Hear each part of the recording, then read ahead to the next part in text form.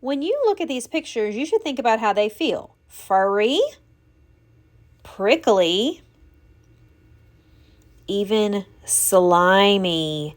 These things are called textures. Today we're going to explore textures by turning these monsters into these. Let's get started. To begin our texture monsters, let's put our name on the back with a pencil. And then turn it to the front where you see all these wonderful monsters, but they're missing something. Their bodies look pretty plain, so we're going to make them have some texture so they can look furry or spiky or pokey and fluffy and things like that, because that's what texture is, the way a surface feels or the way something feels by looking at it. So we want our monsters to look furry, spiky, hairy, pokey, and all those things, or maybe even scaly like a fish. We're going to be using texture plates today as one of our ways of making textures. So you have these clear objects and they're really bumpy, and if you look closely you might even see some shapes on some of them or some really cool lines. I'm going to show you how to use that first, and you're going to be sharing with your group. So here's one that looks like bubbles. I'm going to put it down and put my monster on top. That's very important. You put the clear paper down and your monster paper on top. If you accidentally put your monster under the texture, it will not work, okay? And you won't have that really cool texture trick.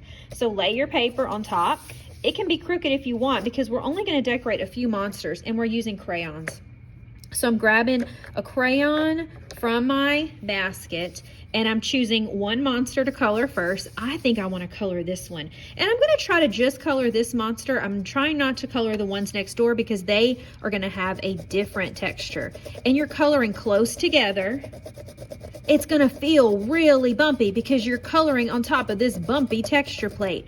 And look how cool. My monster looks like he's got bubbles or scales. Oh my goodness, it looks like he's not plain anymore or smooth. He's got texture. So I'm going to keep coloring until this monster is finished. I love it. Try to keep your paper still by putting your hand on one of your hands, and then the other hand is your coloring hand. I can even maybe color these little antennas so that they can look bumpy and bubbly too. I just love it. Now I'm going to use a different texture plate, share that one with a friend, and maybe borrow a different one. And I'm using a different crayon. We're only using crayons for this. Markers won't work too well. Texture plate down, monster page on top. It doesn't matter if it's crooked. And, ooh, I wonder what kind of texture this one's going to have. More bumpy textures, but guess what? These are seashells. He has a seashell-y texture. He looks like maybe he's a monster that could live in the ocean because of all the seashells. Okay, if I stop right there, I am not finished. I have to color that whole thing in, so I'm gonna have to be tough and use my finger muscles and my hand muscles and show Miss Dowmy how strong I am, because I want my whole monster colored with one color, but color the whole thing. His horns, his face, his teeth, his pants, everything is gonna have this really cool texture. Now I'm gonna show you a few more, and then I'm gonna show you other ways we can create texture around the art room. Another way we're going to create texture is using the wall. So here under the Promethean board is a great place because it's an empty space. You're going to bring one crayon and your monster paper with you. And then you're going to lay your paper on the wall, but you're going to be very careful not to get crayon on Miss Dowmy's wall, okay? You're only going to color your monster. Now, I have my crayon ready. I'm holding my paper with one hand and I have my crayon with my other hand, okay?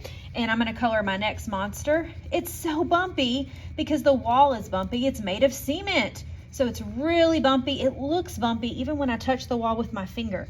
So guess what? When I color on top with my paper on top, my monster's gonna be bumpy too. Look at him. He looks so much better.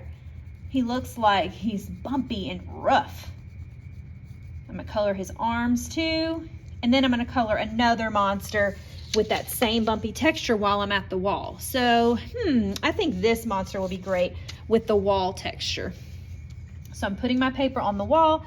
holding it with one hand, my crayons in the other. I'm just gonna use my same crayon so I don't have to go back to my table.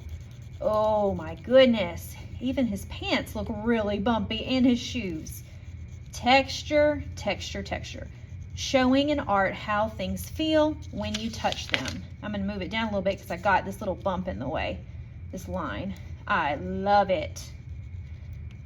So, you're also gonna take a turn using the wall to make bumpy textures on your monsters. One more way we're gonna create texture is on our chair. So we're gonna stand up, pull our chair out a little bit, and let our paper rest on our chair and grab another crayon, maybe a crayon that you haven't used yet, and pick a monster that's white because we need to dress these up, make them more creative and have more variety, and of course, make them have texture. If you feel the chair with your finger, or with your fingernail, it feels really bumpy. So I think the monster is probably gonna look bumpy too. I'm gonna squat down so I can really get some good coloring done. Remember, that is not good enough. I have to color the whole monster. So I'm gonna hold my paper with one hand. I'm not coloring on Miss Dalmy's chair, all right? Only my monster. And I'm coloring really close together.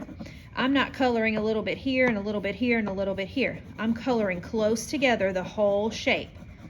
Then I'm moving on to the arms, legs, fins, whatever my monster has.